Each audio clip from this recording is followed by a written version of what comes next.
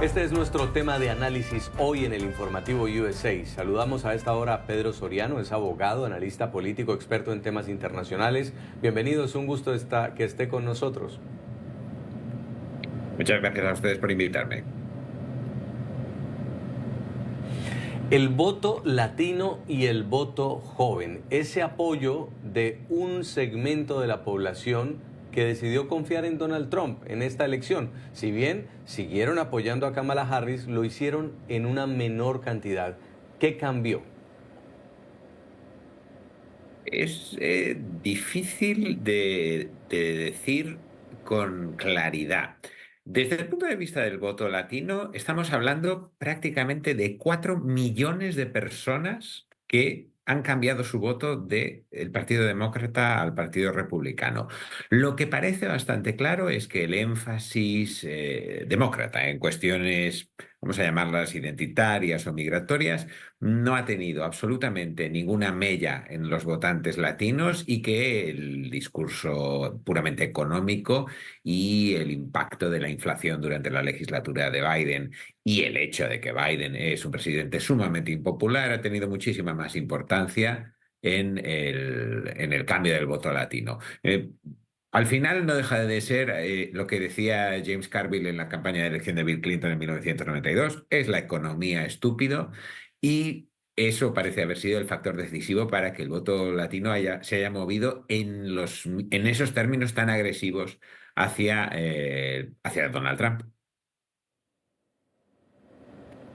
Pedro, en cuanto a las mujeres, también vemos una reducción del apoyo de las mujeres al Partido Demócrata comparado ahora 2024 con la candidata Harris frente a hace 4 años candidato Joe Biden. En el 2020, cuando Joe Biden era el candidato, hubo un apoyo del 57% de las mujeres al Partido Demócrata y ahora se redujo 3 puntos al 54%. ¿Cómo lo analiza usted? Kamala Harris la presentaban como esa gran líder que atraparía el voto femenino. La campaña también se centró en el tema del aborto, que la Corte Suprema de mayoría conservadora apuesta por Trump había acabado su derecho al aborto. Es decir, se centró en todo este tipo de temas que en apariencia tendrían que atraer más a la mujer. Y resulta que el apoyo de las mujeres se le redujo a Kamala comparado con hace 4 años. ¿Por qué?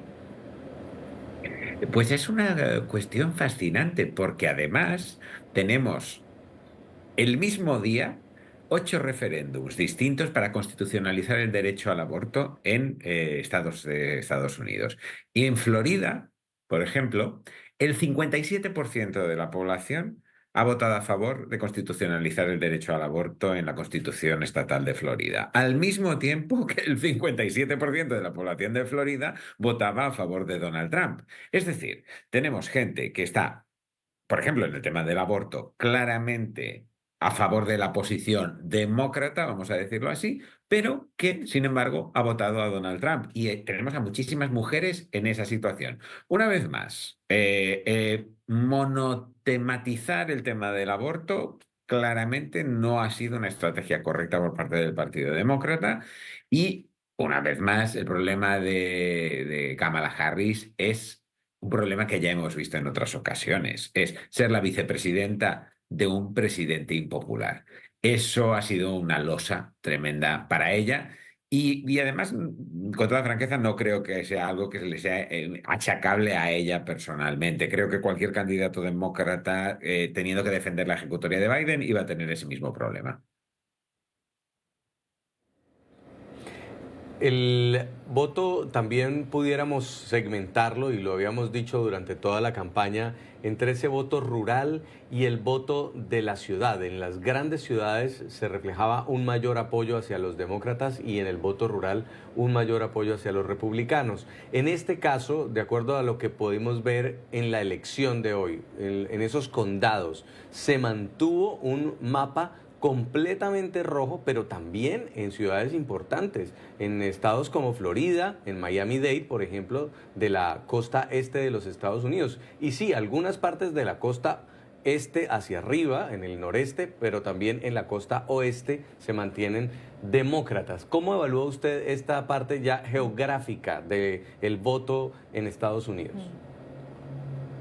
La división votante rural, votante urbano entre republicanos y demócratas se ha mantenido durante muchos años y en esta elección, aunque se ha debilitado un poco, si analizamos el voto ya directamente por condados, vemos que se mantiene. Lo de Miami-Dade es un shock tremendo. Miami-Dade era o sea, básicamente la ciudad de Miami, llevaba votando demócrata décadas.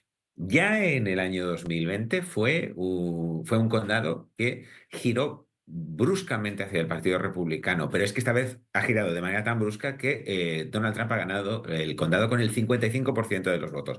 Y eso es claramente una influencia o una consecuencia derivada de de esa tremenda sacudida en el voto latino que ha provocado que una cuarta parte del voto latino se haya cambiado desde o sea, haya dejado de votar demócrata y haya pasado a votar republicano. De verdad que a mí me parece que esa es la historia de estas elecciones, el punto más importante, más aún incluso que la mudanza del voto joven. Pedro Soriano, abogado, analista político, experto en temas internacionales, muchas gracias por este contacto desde Madrid, España, a esta hora para el informativo de NTN 24. Gracias a ustedes.